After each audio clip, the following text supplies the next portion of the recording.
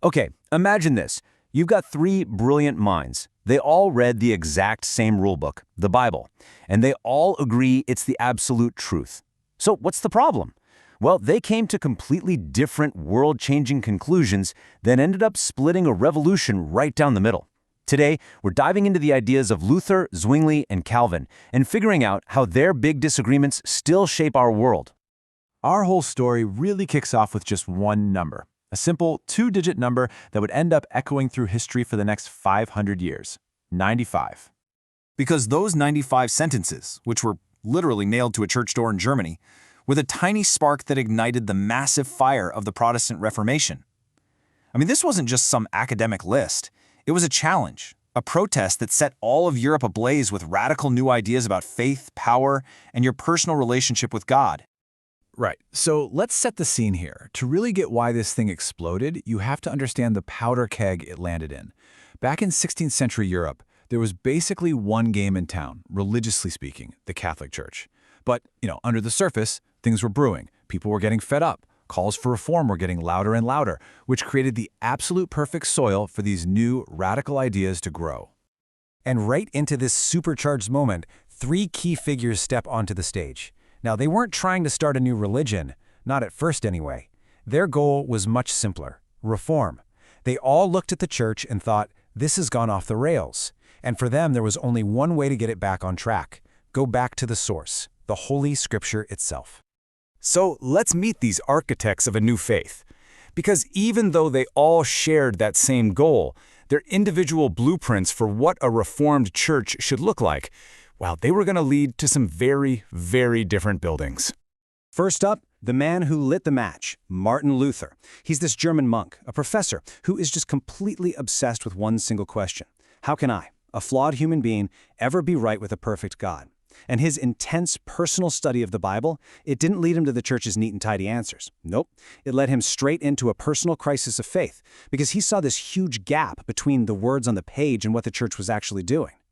Luther's whole revolution really boils down to three earth-shattering ideas. First, you've got sola scriptura. The Bible, and the Bible alone, is the ultimate authority. Not popes, not councils, just the book. Second, justification by faith alone. You can't earn or buy salvation. It's a free gift, and you receive it just by having faith. And then, the idea that really shook the foundations: the priesthood of all believers.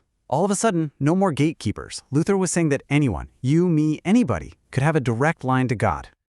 All right, now let's hop over to our next reformer and see how this thing starts to branch out. Over in Switzerland, a whole other fire was starting to burn. A guy named Ulrich Zwingli, a pastor in Zurich, was totally inspired by what Luther was doing. But as he started reading the Bible for himself, he began drawing his own, and in some ways, even more radical conclusions. Zwingli was also all about the supremacy of Scripture, but man, he took it to a whole other level. His rule was incredibly simple. If it's not explicitly written in the Bible, you get rid of it, and that meant everything. No more stained glass windows, no church organs, and, here's the huge break from Luther, no sacraments. To Zwingli, these were all just man-made rituals getting in the way of the pure, simple, moral law of God. And that brings us to our third guy, who you could call the great organizer of the Reformation, John Calvin. He was a French theologian who came along a little bit later, and what he did was take all these foundational ideas floating around and build them into this incredibly powerful, comprehensive system of thought that would literally go on to shape entire nations. For Calvin, everything, and I mean everything, flowed from the idea of God's absolute power and control, his sovereignty. This led to his most famous, and most controversial idea, predestination. The belief that God, before time even began, had already decided who was going to be saved. Now that might sound terrifying, but to Calvin, it was actually a comfort. It was proof of God's ultimate control. And because of that, the church had a crystal clear mission: preach the gospel to everyone, everywhere. So here's the thing. While all three of these guides agreed that the church had to be rebuilt on the foundation of Scripture, they could not agree on what that foundation should actually look like. And these weren't just minor squabbles over details. Oh no. These were deep, profound disagreements that would create permanent fractures in the entire movement. You want to know where one of the biggest battlegrounds was? It was over a single concept: the sacrament. Now, sacraments are these sacred rites, like baptism or communion, that are seen as a visible sign of God's grace.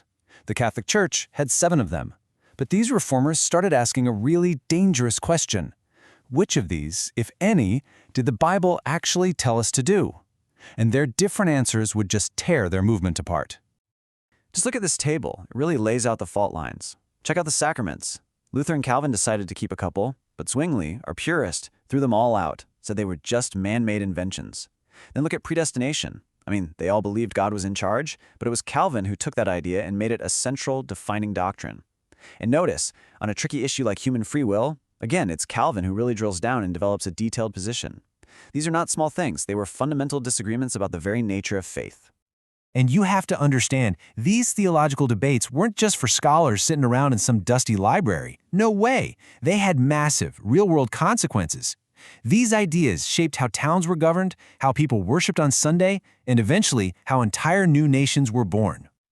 So the great irony here is that a movement that started to reform one church ended up creating many different ones. That initial unity they had in breaking away from Rome, it was quickly replaced by this huge diversity of new interpretations, with each path leading to its own distinct tradition. You know, the echoes of these arguments from 500 years ago are still all around us today. They laid the groundwork for huge denominations like the Lutherans and the Reformed churches. But it's bigger than that. Their intense focus on individual conscience and reading the Bible for yourself had this profound impact on our ideas about democracy, freedom, and personal responsibility that really shaped the modern world.